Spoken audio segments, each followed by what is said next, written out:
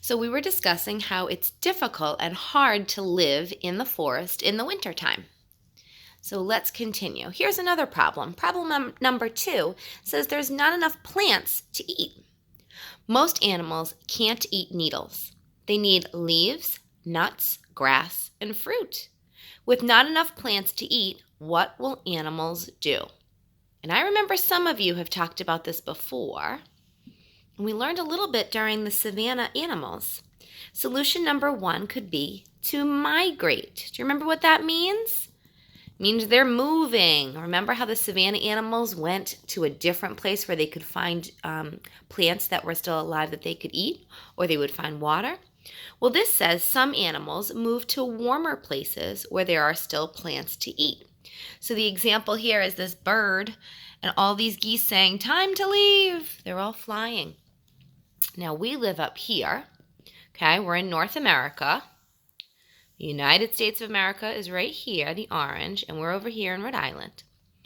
So North America, this continent, all the birds fly way down to South America. Let's see, more than 3 million birds migrate south every year from North America to South America. There are 3 main pathways or flyways that they take. They come back when winter's over. So the western flyway, so if the birds live in this part of the continent, they fly to this side. If birds live in the middle part of our continent, they fly down here to the middle. And where we are, over here on the east, if birds live in the eastern part of the continent, they go way over here, across the Atlantic Ocean, and then down towards the bottom of South America. Isn't that interesting? So each group of birds knows just where to go. So that was solution number 1. Solution number 2 is to store food. Okay, oh my goodness, I can't even read. Look at how funny that picture is. Some animals collect food all spring and summer. They hide it away to eat in the winter. So you can see he's gathering pine cones, little tiny pine cones. This squirrel, he's got his little hole. His home is inside the tree, and he has got so many acorns and leaves that he's stuffed down to the bottom. It says the squirrel will make a den inside a tree. Squirrels store nuts and seeds in the den to prepare for winter. Solution number 3. Maddie, shut the door, please. Is to hibernate. Bears will eat a lot in the fall. Then they will sleep for a long time. Their heart slows down so their bodies don't need food.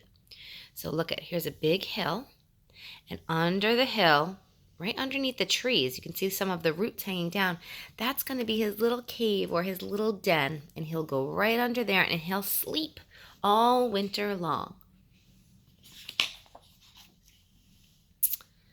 All right, problem number 3. It could be too cold. It could be very difficult to live in a forest if it's too cold. In the winter, it gets cold enough to freeze water. What can plants and animals do so they don't freeze too? Wow, look at the temperatures. In the springtime, this is where we are right now, April, about 46. Yeah, it's been in the 40s a lot this week. And then May, June, July, you can see that the temperatures get warmer and warmer and warmer. And then down it goes. Look at in the fall, October, November, December. Ooh, 26 degrees. It's very, very cold. So when water freezes, it's usually about right here. So look and see, are there any months that it's really close to the blue line?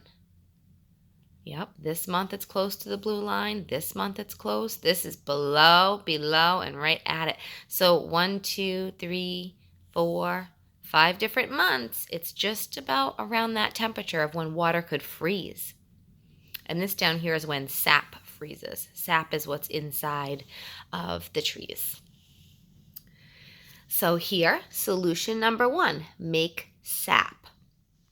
To stop the water in them from freezing, some trees make sap, a sticky mix of sugar and water that only freezes when it's very, very, very cold. So look at this, shows what's inside of a tree trunk. So it makes it bigger for us to see. So the water is usually on the very inside where the pith is. And then there's another layer right here, and that's where the sap is, inside the sapwood. So it looks like if you sliced an orange or an apple in half, and you could see the core, pretend that's the core. And these are the pieces that go out to the skin, or this is the bark. So sap from maple trees make the syrup that we put on pancakes. So if this was a maple tree, then that's how you could get the sap. Solution number 2 is to grow a winter coat. As winter comes, many animals grow thicker fur that keeps them warm. This is what a spring fox looks like, and a spring hare. And look at a winter fox has more hair, and a winter hare or bunny has more. Some animals' fur turns white in the winter. Why do you think that happens? Well, we know about camouflage, don't we? When spring comes, plants start to grow again. Animals that left come back. Bears wake up.